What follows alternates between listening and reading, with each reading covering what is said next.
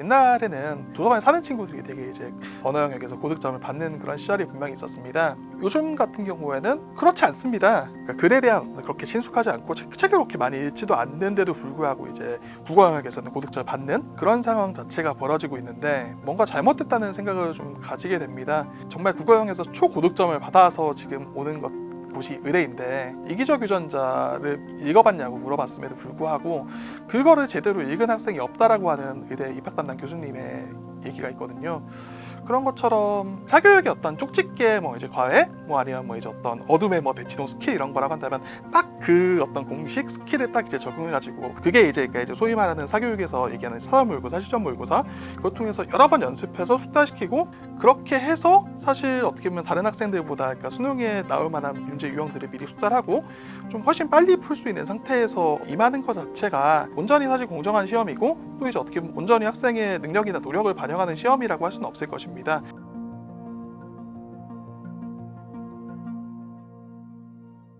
해킹이라고 한다면 이제 컴퓨터가 있죠. 그렇다고 한다면 내가 이제 컴퓨터에다가 이제 아이디 비밀번호를 입력해가지고 들어가는 거잖아요. 근데 누군가가 내 컴퓨터를 해킹했다라고 한다면 어떤 그런 적절한 방법 없이 외부에서 비정상적인 방법으로 결국에는 접근한다는 의미를 담고 있는 것입니다.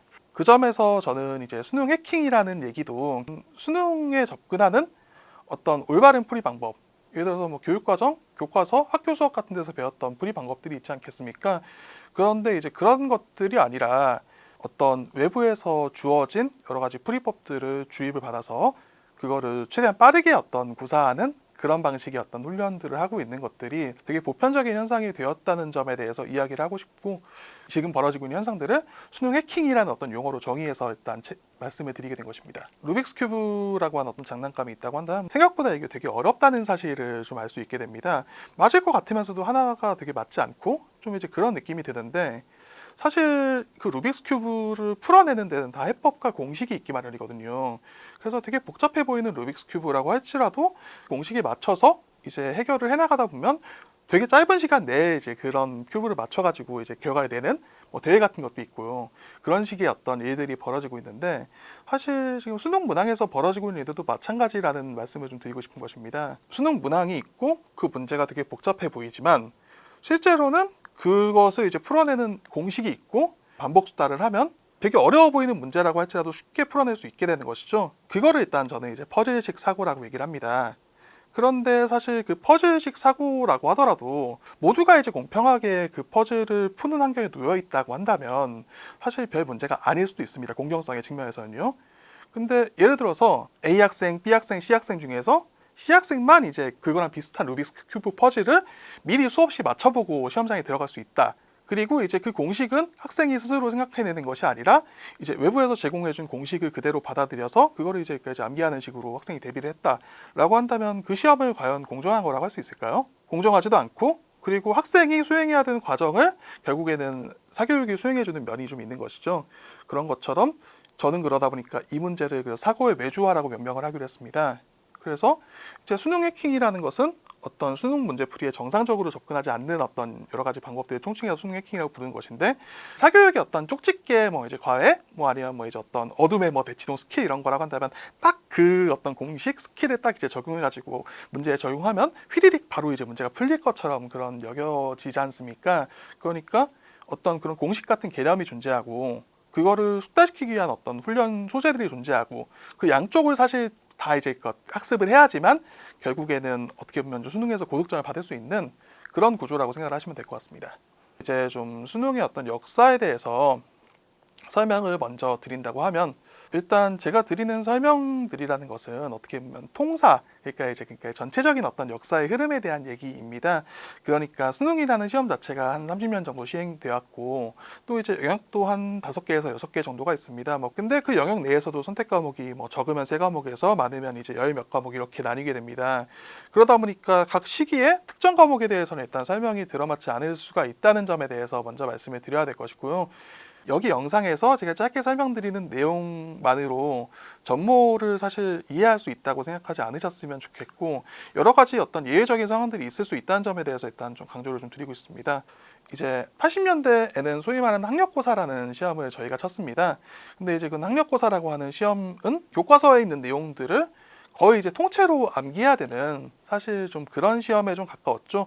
그리고 과목 수 자체도 국어, 수학, 영어, 그리고 이제 사회나 과학 중 하나, 이런 식으로 치르는 게 아니라 뭐 예체능 과목도 있고 뭐 기술과정 과목도 있고, 이런 식으로 되게 여러 가지 과목에다가 뭐 체력장까지 치다 보니까 좀 되게 방대한 영역을 단순히 그냥 교과서를 외우냐 외우지 못하냐, 그거에 따라서 사실 제 고득점 여부가 갈리는 그런 시험이었습니다. 근데 그러다 보니까 또 이제 그런 시험을 또 이제 여러 해 치르다 보니까, 아, 이거는 완전히 그냥 암기식 교육만을 사실 주장하는 거 아니냐, 어떤 학생의 사고력을 평가하기에는 적절치 못한 것 같다라고 하는 비판이 많이 대두가 되었고, 때문에 이제 94년도에 몇 번의 실험 평가를 거쳐서 대학 수학 능력 시험, 그러니까 지금 말하는 수능이라고 하는 시험이 도입되게 됩니다. 그러다 보니까 초창기에는 학력고사식의 어떤 암기에 대한 반동, 다시 말해서 그런 방식을 좀 지향해야 된다는 생각이 좀 컸기 때문에 소위 말하는 사고력 평가가 실제로 이뤄진 면이 좀 있었습니다. 되게 생소한 상황을 줘놓고 그게 이제 교과서에서 배운 내용 중에 어디에 해당하는지 그런 거를 물어보는 식으로 사실 문제가 좀 출제가 됐었는데, 근데 이제 그 상황 자체가 좀 생소하다 보니까 실제로 나중에 시험장에서 문제를 풀고 난 다음에 집에 와서 생각해봤을 때는 이렇게 간단한 거였구나라고 하는 어떤 내용들이 많았습니다만, 시험장에서는 안 보이는 좀 이제 그런 식의 어떤 문제들이 많이 출제가 되었었죠. 긍정적으로는 이제 어떤 사고력 평가로서 좀 생소한 상황들을 교육 과정에 맞춰 가지고 잘 해석하는 역량이 좀 이제 관건이 돼서 학력고사처럼 암기를 하지 않아도 사실 대비할 수 있는 그런 시험이었던 거죠.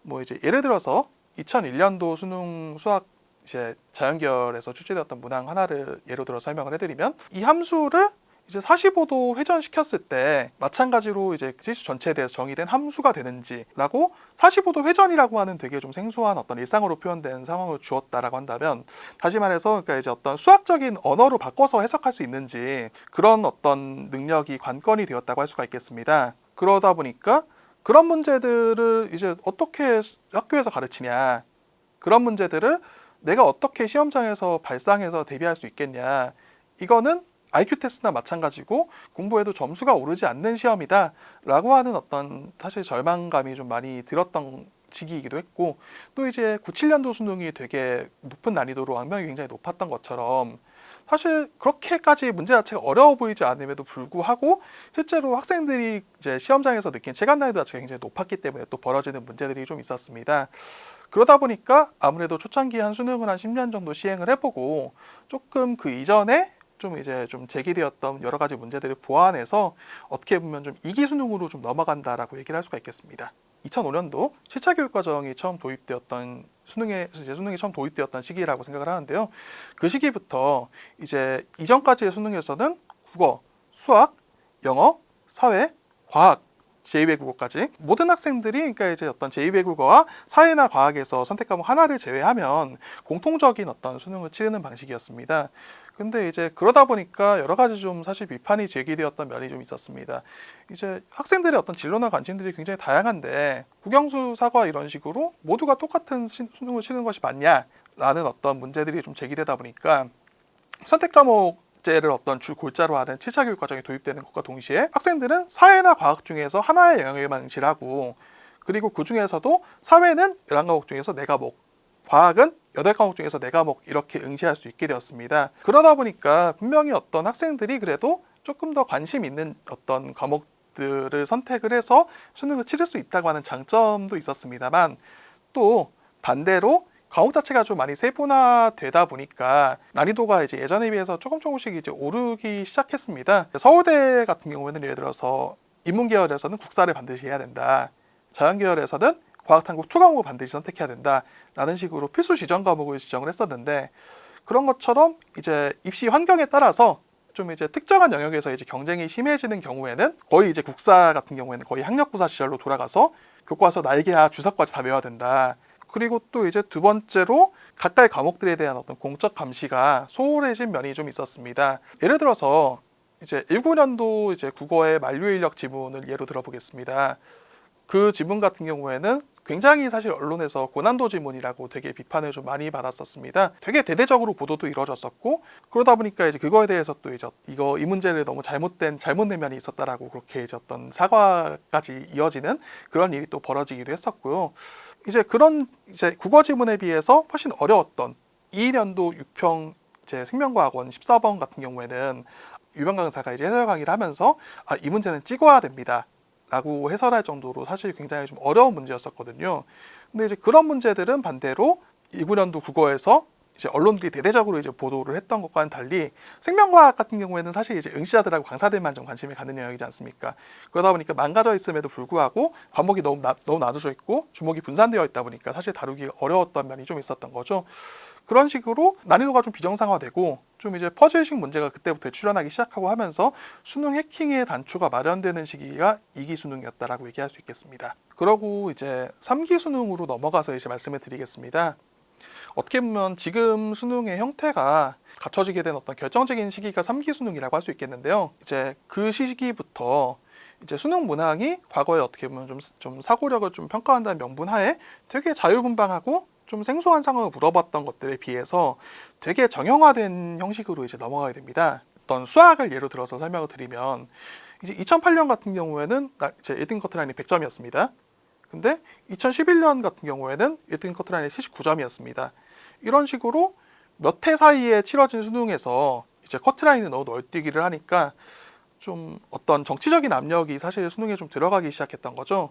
그러다 보니까 2012년도 수능부터 이제 새로 취임한 평가원장은 소위 말하는 만점자 1% 정책이라는 것을 내걸게 됩니다. 각 과목의 만점자 숫자를 1%로 통제를 해서 매년 난이도를 일정하게 유지하겠다라고 하는 취지로 부과가 된 것인데요. 그러다 보니까 이제 그 이후부터 이제 인문계열 수능 같은 경우에는 12년, 13년, 14년 거의 이제 만점자 숫자를 1% 근처로 맞출 정도로 되게 인위적으로 난이도 조절이 이루어질 정도의 어떤 좀 변화가 좀 일어나게 됩니다. 사실 뭐 일단은 몇 해 해봤을 때 난이도가 일정하게 유지되고 커트라인이 일정하게 유지되니까 입시에서 너무 이제 큰 혼란이 생기지 않아서 사실 좋은 면이 분명히 없었다고 할 수는 없겠습니다. 다만 이러한 어떤 이제 만점자 숫자를 우선시하는 어떤 정책은 결국에는 교육의 실종을 불러오게 될 수밖에 없습니다. 교육적으로 어떤 필요한 문제임에도 불구하고 출제하는 입장에서 이 문제의 정답률이 20%일지 40%일지 알 수 없는 그런 문제들이 당연히 출제 대상에서 빠지게 될 수밖에 없기 때문입니다. 당연히 이제 그런 문제들을 제외했으니까 거의 만점자 수를 뭐 이제 1% 근처로 매년 맞춰놓을 수 있을 정도로 사실 조절이 가능했던 것이기도 하고요. 특정한 목표를 교육적인 목적에 우선시하다 보니까 당연히 어떤 내는 입장에서 만점자 숫자를 예측할 수 있다라고 한다면 푸는 입장에서도 이 문제가 어느 자리에 무슨 유형으로 나오겠구나라는 걸 예측할 수가 있게 됩니다. 이제 두 번째로 이제 만점자 1% 정책하고 같이 설명드릴 것이 EBS 연계 정책일 텐데요. 이제 2010년도 수능부터 이제 사교육 부담을 좀 줄인다는 명분 하에 이제 EBS 교재의 어떤 내용을 수능 문제하고 직접적 연계를 하는 어떤 정책이 표면화되기 시작합니다. 뭐 이제 그 이전에도 EBS 교재를 연계를 하긴 했습니다만 이제 2010년도부터는 이제 최소한 70%는 연계를 해야 된다라는 식으로 연계 요일도 정했고, 그리고 과거에는 EBS 문제 교재를 좀 변형을 하고 내용을 좀 변형을 해서 넣다 보니까 연계 체감을 하기 어렵다라는 의견이 많다 보니까 문제도 이제 최소한의 변형만 거쳐서 지문도 최소한의 변형만 거쳐서 그렇게 출제를 하는 식으로 좀 더 어떻게 보면 노골적으로 EBS 교재와 연계를 하게 됩니다. 예전에는 사고력을 평가하는 그런 시험, 생소한 상황을 접하고 이제 그런 어떤 상황을 교육과정에서 배운 내용을 통해서 풀어갈 수 있는지를 물어보는 시험이었다라고 한다면 그 이후의 시험은 뭐 EBS 교재에 있는 단어, EBS 교재에 있는 지문을 얼마나 충실히 잘 외웠는가는 식으로 이제 학력고사식의 어떤 좀 요소들이 점점 더 많이 들어오게 되는 거죠. 시험 문제가 이제 난이도를 조절하기 위해서 되게 예측 가능하게 변했고 또 문제 소재나 어떤 이제 뭐 단어 같은 어떤 여러 가지 좀 이제 요소들 자체가 EBS 교재하고 직접 연계가 되다 보니까 수능 문항이 사교육에서 되게 예측하기가 쉬워졌다는 측면이 있었습니다. 사교육에서 수능과 유사한 문제들을 왕창 시작해서 이제 그걸 통해서 아까 설명드렸던 퍼즐식 사고의 외주와 같은 방식의 어떤 수능 해킹이 일어나게 되는 어떤 단초가 3기 수능부터 시작되었다고 말씀드릴 수 있을 것입니다. 4기 수능이라고 한다면 이제 한 2014년도부터 일단 수능의 어떤 성격 자체가 되게 본질적인 변화를 좀 겪게 됩니다. 수능의 각 영역의 이름이 언어, 수리, 외국어 영역이었다라고 한다면 이제 2014년도부터는 국어, 수학, 영어 영역으로 바뀌게 됩니다. 이게 그러니까 이제 그냥 이름만 바꾼 것이 아니라 되게 본질적인 변화인 건데요. 언어 영역이라고 한다면 이제 대학에서 수업을 듣기 위한 언어적 능력을 측정한다라고 하는 어떤 취지를 충실히 담아서 문제가 나왔습니다. 그러다 보니까 그냥 일반적인 대학 교양 수준의 어떤 글들을 충분히 읽고 그거에 맞춰서 그 내용을 충분히 이해하고 응용해 볼 수 있는지 그런 역량을 좀 물어보는 문제들이 주로 출제가 되었다라고 한다면 2014년도 이후부터는 학교에서 가르치는 문법, 학교에서 좀 이제 배웠던 내용들을 어떤 소재로 한 지문들을 푸는 능력 그런 것들을 좀 이제 평가하는 식으로 초점이 조금 변하게 됩니다. 그리고 앞서 설명드렸던 것처럼 EBS 교재하고 또 이제 연계가 되다 보니까 EBS 교재의 어떤 지문 내용들 같은 것들을 풀어서 그런 것들을 막 이제 수능에 어떻게 출제될지 예측해보자 이런 식으로 되게 커리큘럼이 좀 발달하게 된 측면이 좀 있었고요. 그런 것처럼 사실 학교 수업에서 좀 배웠던 내용하고 좀 더 직접적인 연계를 한다는 취지 자체는 이해가 됩니다. 왜 그러냐 하면 교사들 입장에서 결국에는 수능 문항을 학생들한테 그럼 이거 공부하면 수능 문항이 풀려라고 얘기하기 어려운 측면이 사실 과거에는 있었으니까요. 근데 지금처럼 교과하고 너무 직접적으로 연계를 하다 보니까 좀 문항 자체가 이제 과거에 비해서 좀 더 편합해지고 그리고 사교육 입장에서도 예전에 비해서 대응 커리큘럼을 만들기 되게 유리해지다 보니까 어떤 수능 해킹이 과거에 비해서 진전된 면이 좀 있다라는 얘기를 좀 할 수 있을 것 같습니다. 그리고 좀 두 번째로 좀 수학도 이제 범위가 예전에 비해서 많이 줄어들었고 그리고 탐구 영역 같은 경우에도 1, 2년도까지는 이제 4과목을 치렀던 것이 1, 2년도부터 1, 3년도까지는 3과목 그리고 1, 4년도까지는 2과목을 치르는 식으로 과목 수가 축소되게 됩니다. 그런데 아까 설명드렸던 것처럼 이제 탐구 영역의 난이도가 2기나 3기 수능에서 슬금슬금 오르고 있던 것이 이제 4기 수능으로 들어와가지고 2과목이 되니까 엄청나게 난이도가 이제 올라버린 일들이 벌어지게 됩니다. 거기다가 문제의 어떤 유형도 더 정형화돼 있고 더 이제 학교 수업하고 이제 연계를 해야 된다는 요구들을 받게 되니까 이제 문제 자체는 어떻게든 이제 교육과정 내에서 출제를 하지만 그 문제를 되게 이제 무의미한 방식으로 퍼즐식으로 이제 풀어내는 문제풀이 요령들이 추가가 되면서 학생들이 겉보기에는 각각의 문제들은 이제 교육과정 내에 있는 것처럼 보여도 예를 들어서 뭐 어떤 화학식에 대해서 개수비를 미리 외워둔다든지 문제 자주 등장하는 정보들을 다 이제 외워가지고 대비를 하는 식으로 되게 문제의 어떤 상황이나 좀 전체적인 어떤 대비 방식 자체가 되게 비정상화되면서 이제 사교육이 대응 커리큘럼을 이제 왕창 만들어두고 비슷한 문제를 왕창 풀어서 문제풀이 시간을 최대한 단축해서 풀어내는 그런 방식의 이제 수능 해킹이 결국에는 완성이 된 시기가 이제 4기 수능이라고 할 수 있겠습니다. 그리고 지금까지 이제 이러한 수능의 역사에 대해서 사실 설명을 드린 이유는 과거의 역사들에서 공통적으로 결국에는 발견되는 특징이 있기 때문입니다. 학교 수업과 직접적인 연계를 해달라 아니면 난이도를 일정하게 맞추자 사교육 부담을 덜기 위해서 EBS 규제하고 직접적인 연계를 하자라고 했는데 기대 효과에 대해서 되게 피상적인 어떤 접근만이 이루어졌다라는 지적을 좀 하고 싶습니다. 교육이나 입시 자체는 되게 이제 여러 가지 요소들이 작용을 하기 때문에 어떤 하나의 정책이 그 취지를 온전히 달성하기 위해서는 되게 복합적인 고려가 필요한 법인데 그게 아니라 되게 단선적으로 EBS를 도입하면 이제 사교육 부담이 줄어들겠지라는 식으로 정책을 짜고 그리고 이제 그러한 정책을 어떤 도입하는 과정에서 학생들이 실제로 어떻게 느끼는지에 대해서는 전혀 이제 반영이 되지 않았기 때문에 결국에는 완전히 도입 취지와는 완전 어긋나는 사실 결과로 이어질 수밖에 없다는 점을 지적을 하고 싶은 겁니다. 근데 지금 어떻게 보면 교육 현장에서 좀 제시되고 있는 어떤 여러 가지 해결책들은 환자가 아프니까 진통제를 주자, 환자가 열이 나니까 해열제를 주자, 여기 종양이 보이니까 이제 외과적으로 드러내자라는 식으로 되게 단선적인 해결책만이 지금 제시되고 있는 상황인데 그런 식의 어떤 좀 무신경함과 그리고 어떤 좀 이제 진단의 어떤 치밀하지 않음이 사실 좀 문제가 좀 되는 상황이라고 저는 생각을 하고 그러다 보니까 일단 지금은 사실 어떤 해결책을 논의하기보다는 좀 이제 교육이 어떤 마주하고 있는 문제에 대해서 정밀한 진단이 필요한 시점이라고 생각을 해서 일단 책을 좀 쓰게 되었고요. 또 그러한 진단들과 함께 또 이제 우리가 달성해야 되는 목표가 무엇인지에 대해서도 사실 좀 분명하게 정립하는 과정이 좀 필요하다. 결국에는 가장 큰 문제는 아까 말씀드렸던 것처럼 이제 현장의 얘기를 들을 생각이 없고, 그리고 이제 그렇게 제안되는 해결책이 사실 교육과는 별다른 연관이 없다라는 측면이라고 생각을 합니다. 이제 학생들이 이런 뭐 이제 EBS 문제를 풀었을 때 그럼 이제 무엇을 얻어갈 수 있는지, EBS 문제를 푸는 것이 정말 어떤 수능에 취지하고 정말 맞는 것인지, 그런 거에 대해서 이제 교육적인 검토는 전혀 이루어지지 않고, 결국에는 어떻게 보면 관료적인 어떤 편의적인 목표에 의해서만 사실 이제 교육 현장이 좀 굴러가고 있는, 교육이 실종돼 있고 당사자의 목소리를 듣지 않고 있는 그런 상황이 문제라는 말씀을 드리기 위해서 지금 일단 이런 얘기들을 하는 것이고요. 또 이제 수능을 너무 이제 그런 식으로 좀 이제 너무 공정하고 이제 어떤 노력이나 능력이 잘 반영된 시험이라고 하는 입장에는 어떤 동의할 수 없다는 점에 대해서 일단 분명히 밝히고 가야 될 것 같습니다.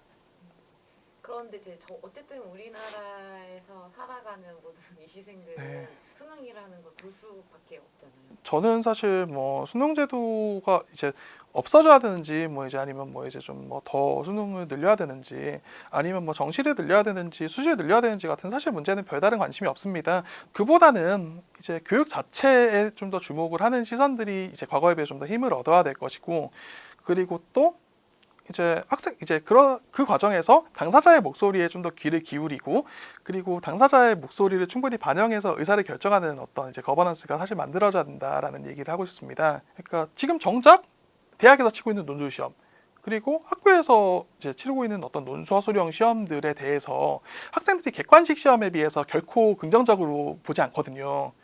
오히려 정답 시비를 막기 위해서 더 지엽적이고 더 기준을 되게 이제 엄격하게 좀 잡다 보니까, 오히려 객관식 시험 같은 경우에는 다 외우지 않아도 어느 정도 그래도 좀 이제 취지를 이해하고 있으면 풀 수 있는 면이 있지만, 서술형은 다 이제 외워가지고 써야 되는 그런 식으로 실제로는 현장에서 작용하는 면이 있는데, 실제 현장에서 벌어지고 있는 일들에 좀 더 주목했으면 좋겠다는 말씀을 드리고 싶고요.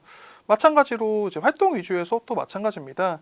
뭐 이제 얘기를 들어보면 뭐 이제 진로 수업은 그냥 학생들 자습 시간이거나 거의 자는 시간이거나 그런 식으로 어떤 전문성도 없고 어떤 현장성도 없다 보니까 학생들 입장에서 거의 호응을 못 받고 있는 것이 현실이고, 뭐 세특에서 뭐 하고 있는 뭐 세특 뭐 장치 같은 걸로 이제 하고 있는 뭐 이제 여러 가지 학교 내에서의 활동 같은 것도 보고 있으면 실질이라는 것이 거의 없는 경우가 대부분입니다.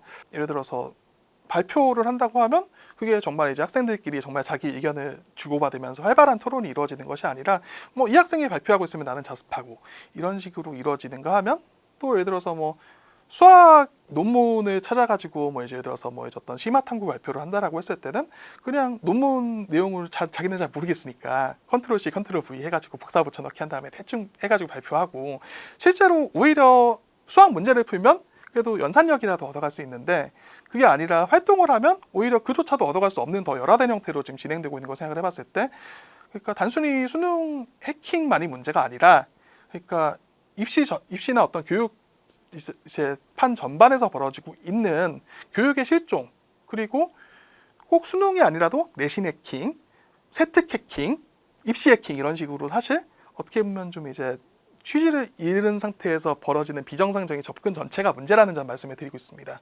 사교육을 시켜주지 않으면 내가 미안할 것 같고, 오히려 사교육을 좀 받으라고 해야 될 것 같고, 이런 생각이 드는데.